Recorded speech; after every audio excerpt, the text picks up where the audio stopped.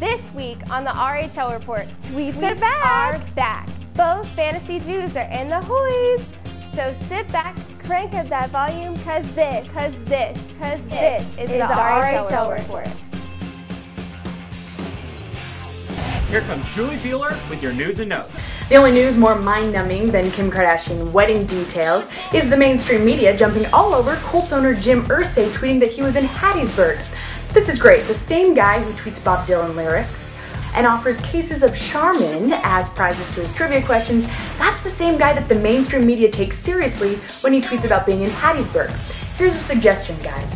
Either procure a sense of humor or simply unfollow. In actual NFL news, Arizona Cardinals wide receiver and all-around good guy Larry Fitzgerald signs a record deal, $120 million over 8 years. Remember when the Bidwells were really cheap? All this, and it's only the preseason. I'm Julie Buehler with the RHL News and Notes. Next up, my dad and Jordan on NFL football. Keep it clean. Fantasy football.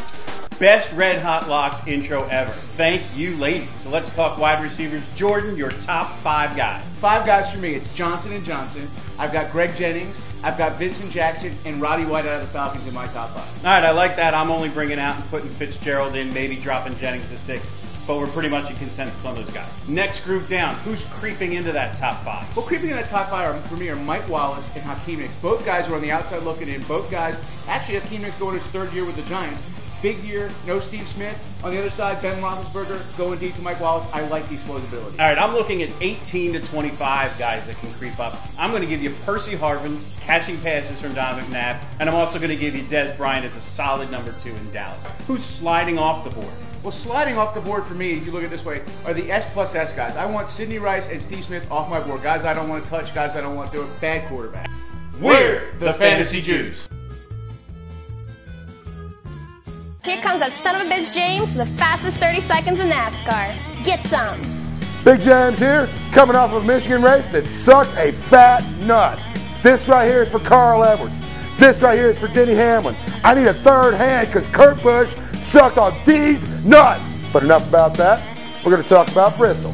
Take your Matchbox cars, throw them in a blender, hit the liquefy setting.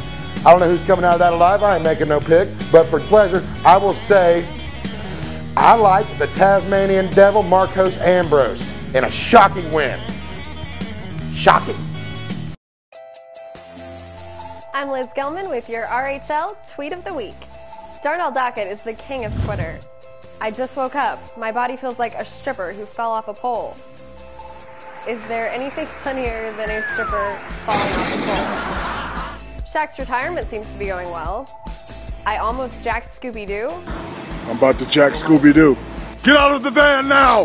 Get out of the van now! I'm gonna get you, Scooby. Watch out, Mickey. Next up is Circusdave. Thanks, Liz. It's a known fact that Philadelphia is one of the toughest places to play in the NFL, let alone just to visit. Well, move over, Eagles fans. The 49ers fans have taken it to another level. I mean, seriously, at a preseason game, there were fights in the stands that makes the MMA look like a tea party. There were 2 shootings in the parking lot and left a fan hanging onto his life by a thread. San Francisco, the city of brotherly love? I guess the lockout and Alex Smith being quarterback for another year has 49ers fans a bit on edge. That is Unfiltered. Here's Geoff Bloom with baseball. I've got 3 compelling races you need to keep an eye on. Let's start with D-backs Giants. You know, they're only separated by 2.5 games, and they have 6 head-to-head matchups in September. It's going to come down to the wire. Next, Rangers Angels. You know, after the Rangers swept the Angels in Anaheim last week, I think everyone thought that race was over. But here come the Angels again. They're only 5 back. Keep an eye on the Angels. And finally, how about the Cleveland Indians? They are still within just 2.5 games of the Detroit Tigers, and I would love nothing more than to see the Indians win that division right here on the RHL Report. Hey, Dave Thompson here for RHL Report. The biggest events in the nation, we are here. Bobby Cox retired.